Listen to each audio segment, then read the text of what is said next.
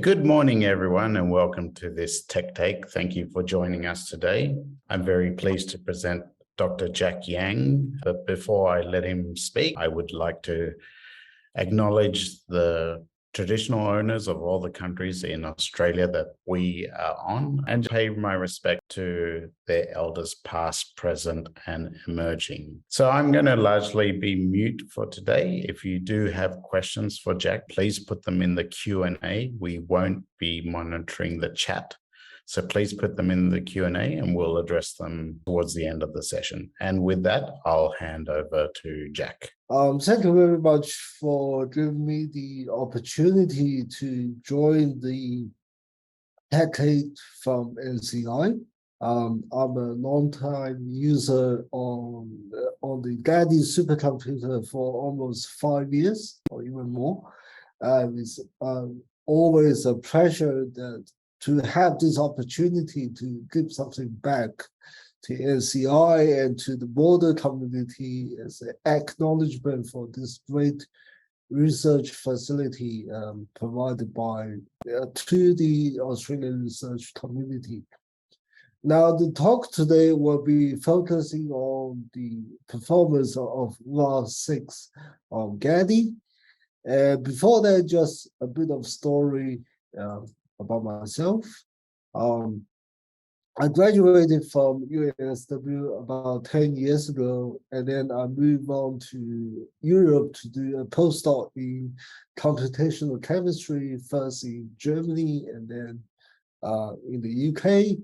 I moved back to UNSW about 5 years ago, and now I'm a lecturer in material discovery with artificial intelligence at the School of Material Science and Engineering. And I'm also the research academic at ResTech UNSW, so I help give guidance and support for people who would like to use HPC in their research. A bit of my research background and what we do here in our research group is focusing on using high throughput computer simulation to discover materials with exotic functions and unusual behaviors. So our research really leveraged the power provided by HPC. And for us, VASP is really the major workhorse because we are dealing with solid system, so solid with periodicity. And not surprisingly, if you look at the major supercomputer across the globe, VASP is always among the top few programs being run across different supercomputer to do what we call density functional theory calculations for materials. Okay, so I presume most people joining the talk today will have some experience about VASP, but nonetheless, let's just give a really brief introduction of what VASP is. So VASP is a software for us to perform this density functional theory calculations on materials. Now, basically, DFT is a proximate way for us to solve the Schrödinger equation, so understand the electronic structure of materials. Now, because typically a material contains lots of electrons, the mathematics is extremely complex if we want to solve these equations for every electrons.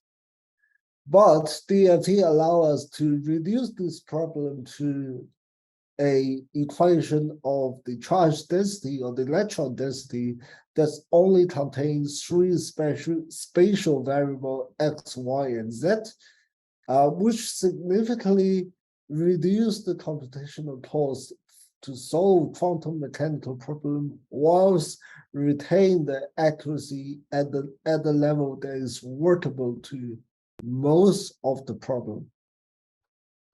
Now it's designed to handle periodic solid for VASP. So you can see this is an example of crystal structure at large scale where all the atoms are arranged nicely in spatial crystal, deliberately include a post-stem for Österreich or Austria, because this crystal structure in exhibition is showed in Austria, and the stem said the Gluster crystal structural model they bet. So that's the largest crystal structure model in the world, come from Austria because, not surprisingly, VASP stands for Vienna Ab-initio Simulation Package. That's led by Professor Gadi in the University of Vienna. That's where the VASP name came from. Now it's very useful for us to use VASP to simulate and understand the physical property of materials, particularly those that haven't been synthesized in the lab. It's those predictive power of the DFT that's make it really interesting for us to understand, is this new material has the property we want that is worth to be synthesized and tested in the laboratory. So this seminar is not really about how you get started of running VASP or Gadi, because VASP by itself is a really complicated software. It's something that we're not going to be able to cover in a short seminar.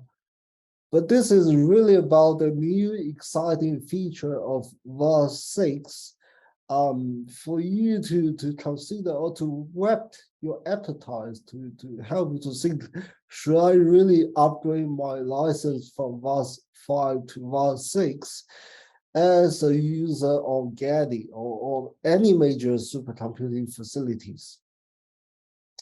So if you look at the website of VASP or for VASP, it listed all the new features that currently available or under active development in VASP6. So there are about 20 features also. And I briefly break down to two parts. The first part is purely software features, the software engineering features, like different MPI, the OpenMP support, different file read-in and read-out, etc. And there are also about 15 different features that is scientifically interesting. So really allow you to do new science. And if you look through it, people will say, oh, what's really going on? Because most of us will know VASP is a computer program to run and to learn, and a lot of theory behind not really trivial to the user, what that really means.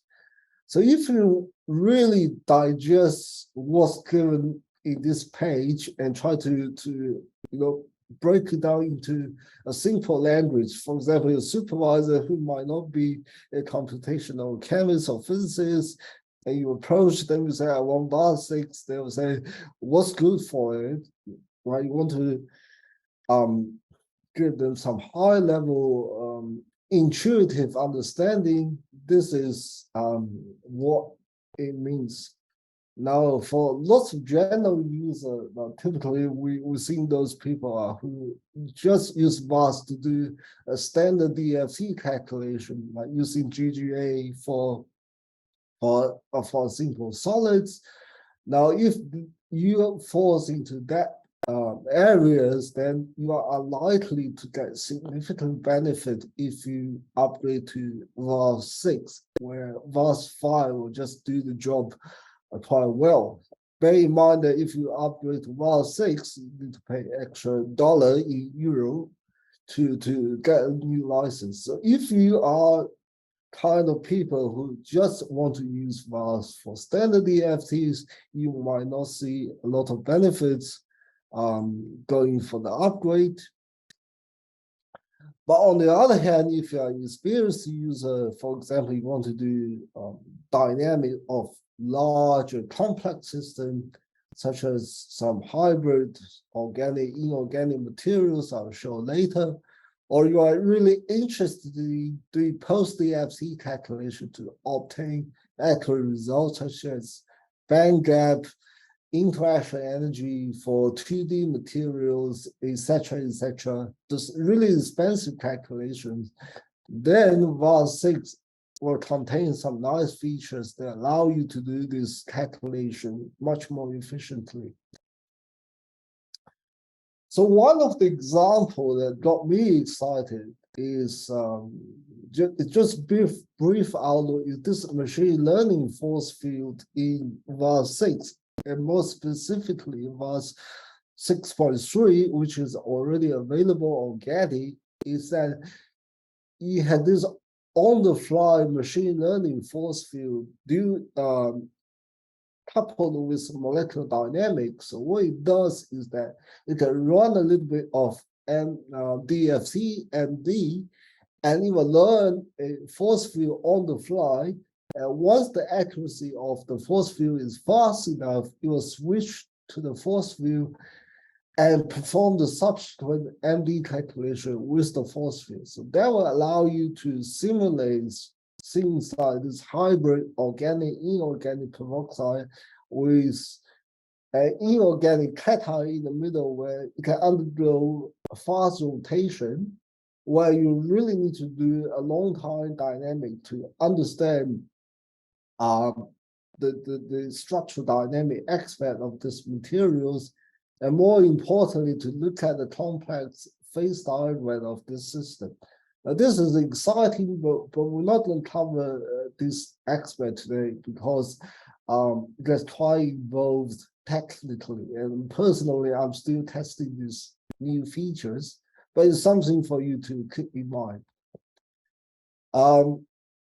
The major feature we're going to look at today is really accelerating the electronic structure calculation with post-DFT methods that are implemented in VASP6. So if you look at the standard DFT calculation, you know that standard GGA was significantly underestimate the bandgap value of the solid because of the level of approximation involved in DFT or pure DFT. So if you look at GGA, the bandgap value is quite low compared with the experimental one. That's generally true for most of the solid state calculation. Now, if you want to get more accurate results, there's a way for you to achieve that goal. Now, you might do, or you might heard of GGA plus U, where you add in an empirical correction to the electron correlation in strongly correlated material system. But because the U is empirically fitted, it might not be universally transferable to different materials, especially new materials that haven't been synthesized.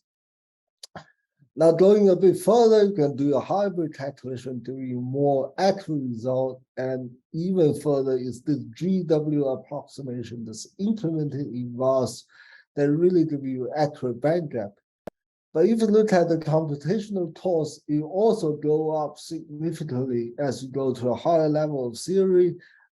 It goes somewhat in the from n to the power 3 all the way to n to the power 6 or even higher for GW calculation. That means as the level of theory go up, you get more accurate experimental bandgap value, but you can only do those calculations with a smaller system size. Now, for example, nickel oxide is an strongly correlated oxide system. Its experimental value for the bandgap is about 4.5 electron volts. Now, GGA is known to significantly underestimate the bandgap, so it's only about half the value of the 4.5 electron volts. You go to hybrid calculation, it's getting really close to 4.5. So that's quite a nice feature to tell you, okay, if you want to do this accurate calculation, you probably need to go to the hybrid level theory at least.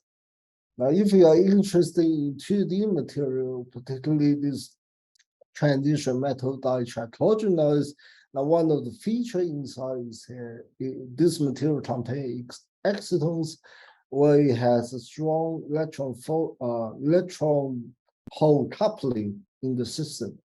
Now, to model this, you really need to go to GW level of theory to get an accurate prediction of their optical spectrum. This is what they are interested for. Now, the cost of this is so high that means you can only ever do a system with one unit cell also. Now, we know lots of people are working on systems like stacking different 2D materials together, or they twisting around the magic angle to get exotic physics. Now, to simulate those things, you really need a huge supercell that just make it, ultimately impossible to do calculation at GW level of theory generally. Okay, so what we're going to look at today is 4 benchmark examples to really show you where the speed up in VASP6 come from. Now, we just look at the benchmark example for running the basic DFT calculation to show you that there's really not much gain from VASP5 to 6. And then we look at the molecular dynamic simulation that's really accelerated by the new GPU implementation in VASP. And we'll look at 2 post-DFT level of theory calculation, one with hybrid and one with higher level random phase approximation for the excited state to show you can really harness the new theoretical advancing VASP6 with GPU acceleration to get something to bring down the cost of this calculation to somewhere in par with a standard DFT calculation. Okay, so let's look at the basic DFT, basic PBE calculation with a solid. I chose this system called double halide peroxide with this chemical formula, cesium, silver, bismuth, and bromine. I deliberately made a bigger supercell that contained 80 atoms, so you got a slightly longer time for the DFT to run and get better estimation of the execution time. Everything else pretty standard. A 4x4 by 4 K-point mesh. No spin polarization because we're not interested in those details for this talk.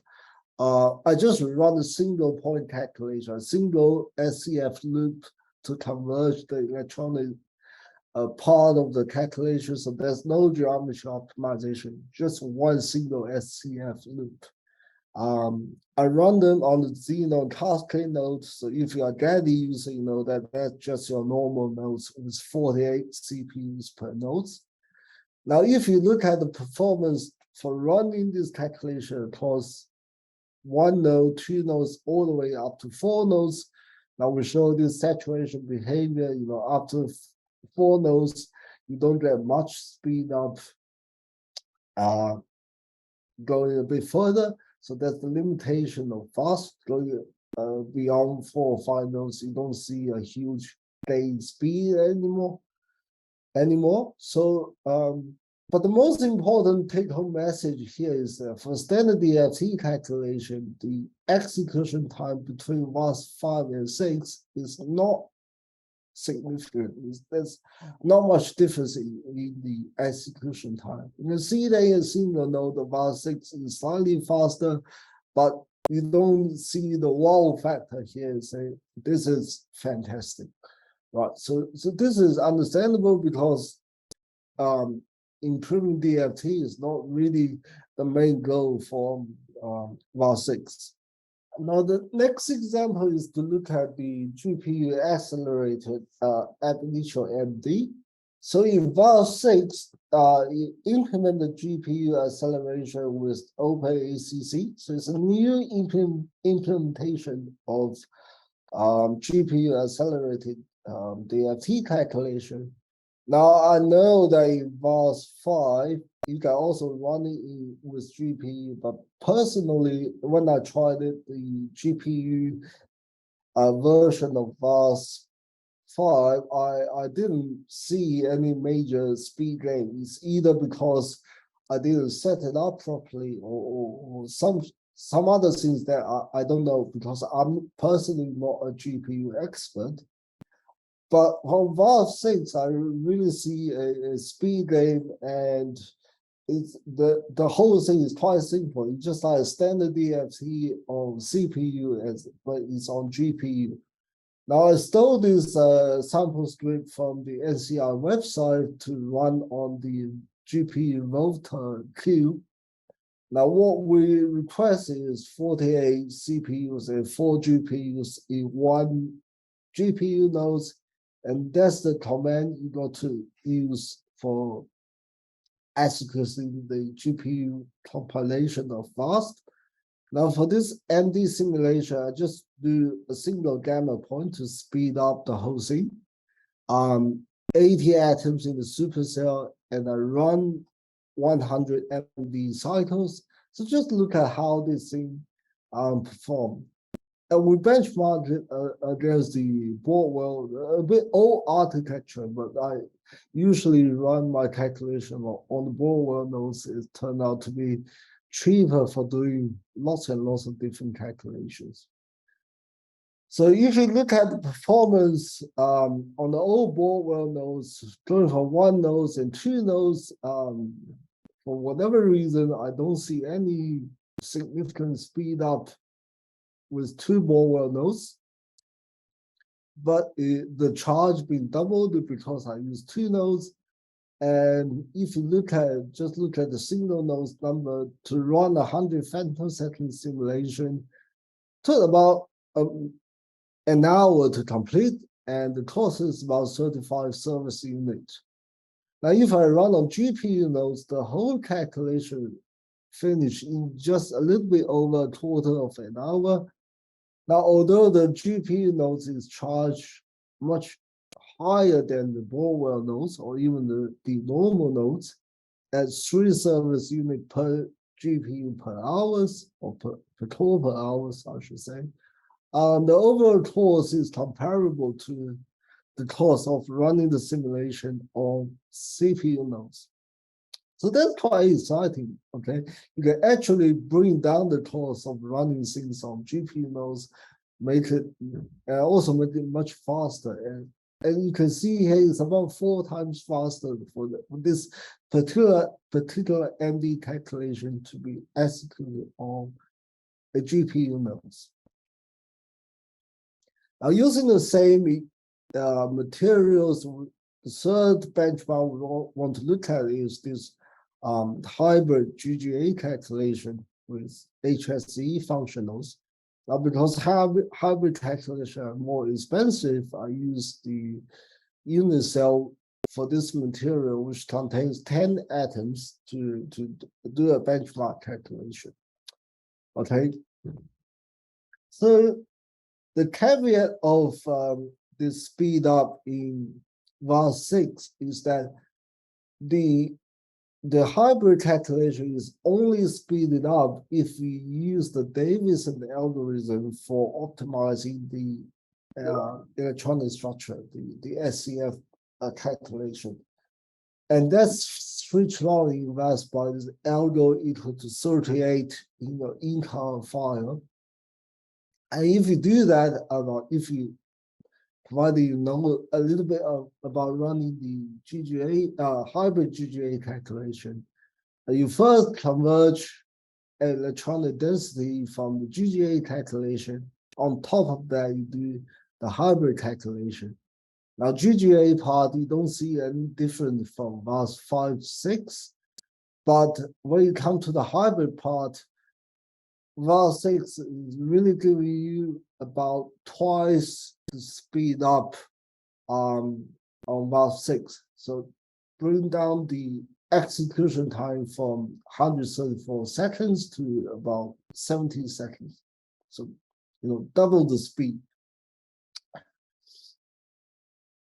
Now, if you don't use this Davison algorithm, for example, a lot of time people use the damped algorithm to converge the SCF step. Now that's not improved in VASP6. So if you use L equal to D to converge your SCF, in this case, you don't see any speed up between VASP5 and VASP6, right? So yes, you gain some speed up for hybrid functional, but you got to be sure which algorithm you are choosing for converging the SCF. That's something to be bear in mind with. Of course, if you do hybrid GGA on GPU nodes, you see an even faster speed up. So this from 68 to 21 is another 3 times speed up for this particular case. And that really brings the GGA calculation, the hybrid GGA calculation, to be somewhere in par with running a standard DFT calculation with VASP6. Okay, so why is this important? I would say in one of my research, I look at the electron phonon coupling in peroxide photovoltaic, where I need to do an ND simulation, and on top of that, you will calculate the electronic bandgap energy for each one of the ND frame to look at how the bandgap change as a function of time. Now, for example, in this simulation, I calculate about 2,000 hybrid bandgap energy across an ND trajectory, and that really is enabled by a faster implementation of hybrid DFT in VASP6. And you can even scale up this calculation across a much wider range of materials to help you identify new hybrid halide peroxide with less severe electron phonon scattering the system that give you better photovoltaic applications. Okay, so that brings me to the last example I want to share today is this random phase approximation, this accelerated by the VASP6. Now, if you haven't come across with this particular term or haven't done any RPA calculation before, in a nutshell, RPA is just a way to calculate the correlation energy more accurately. So it's something built on top of a Hartree-Fock calculation. So what does that mean? Now, if you go back to standard DFT, now the problem in all the electronic structure theory is that we know how to calculate the exchange part of the electronic interaction quite accurately. That's also where this hybrid functional comes from, where you calculate the exchange energy from the Hartree-Fock. But the correlation energy is what we don't know. The mathematical form of the correlation energy exactly is not known. So DFT try to approximate this correlation energy with the density. Now, sometimes this doesn't work that well, so we need a better way to calculate this correlation energy. And this is one way to do that is through this random phase approximation that's built on top of the wave function of your system. Now, in a standard RPA that is implemented in previous VASP, which is based on this ACFDT, adiabatic connection fluctuation dissipation theory, I will say, what's this going on?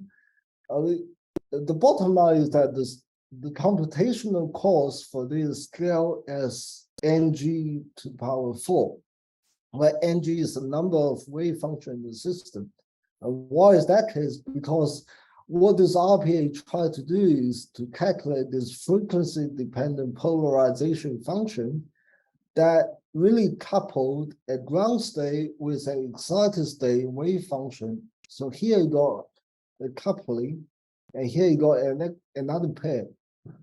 That's why you have four-way function that goes into this one expression for this polarization function.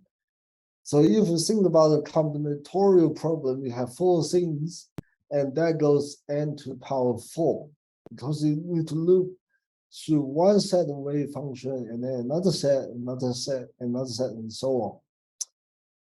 So if you look at the computation cost to do this calculation on top of the standard DFT, using the same example I used before, this RPA part really takes bulk of your computation time.